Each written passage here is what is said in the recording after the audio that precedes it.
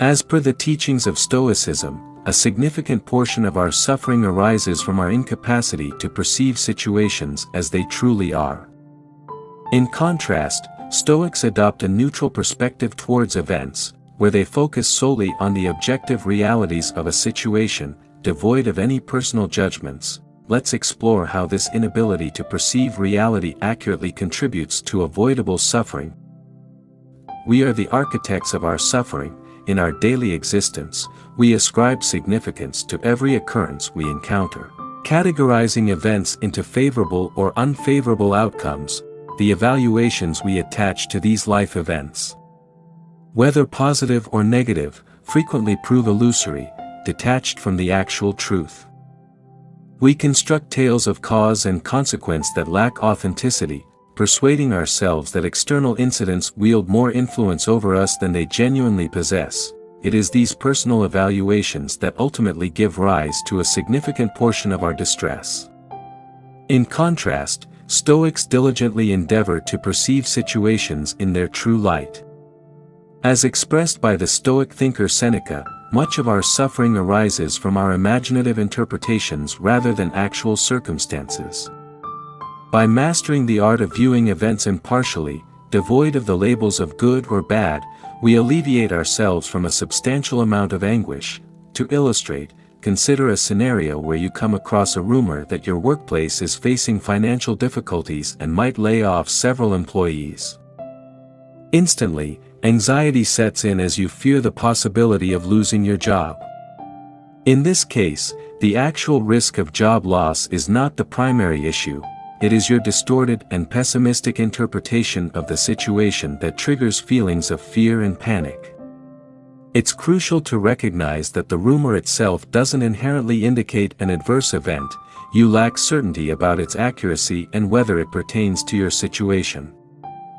Suppose you were to lose your job, there remains the possibility of quickly discovering a more rewarding position, turning the job loss into a beneficial occurrence.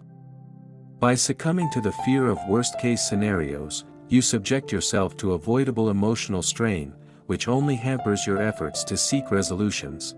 Gaining the ability to perceive situations impartially, akin to the Stoic perspective, isn't an innate skill but a learned one that requires conscious cultivation.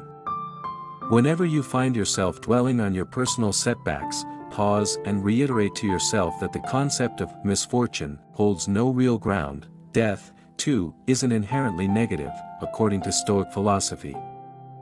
There exists no situation that can be unequivocally labeled as objectively favorable or unfavorable. This principle extends even to the aspect often regarded as the ultimate human affliction, our mortality. The undeniable truth that our life will eventually come to an end, possibly even today, is a neutral reality, akin to any other, which we have the freedom to interpret in the manner we choose. Epictetus said, "You can bind up my leg, but not even Zeus has the power to break my freedom of choice." Epictetus points out an important rule for life: we can't always decide what happens to us, but we can always decide how we respond. We are responsible for how we act and how we react. No one can take this freedom of choice away from us, Seneca said. How does it help to make troubles heavier by bemoaning them? Life contains a fair amount of suffering, it's hard sometimes. However, people often increase their suffering by holding on to their troubles and amplifying them. This is done whenever you moan, complain, act the victim.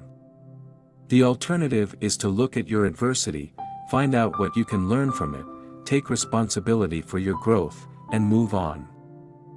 Very little can be gained by wallowing in self-pity, or blaming the world for your misfortune. These things are anchors that hold you to the past and drag you down into the waters of your misery. Epictetus said, "Don't seek for everything to happen as you wish it would, but rather wish that everything happens as it actually will, then your life will flow well." Epictetus makes an observation here that is key to the development of resilience. We have to manage our expectations. If you hope for everything to behave as you want it to behave, you are setting yourself up to suffer. Most things in life are outside the reach of your control, you have no say in how they will transpire. So, if you have placed an expectation on the world to act as you desire, what you have really done is pinned your well-being on events that you have no control over. Your well-being is now at the mercy of chance. Instead, accept that the world. All you can do is decide how you respond to them. When we are no longer able to change a situation, we are challenged to change ourselves. There are many things around us that we have the ability to change, however there are more things that are completely outside the realm of our influence. When we find that we have done all we can to influence our situation but we still suffer, we are then challenged to look within.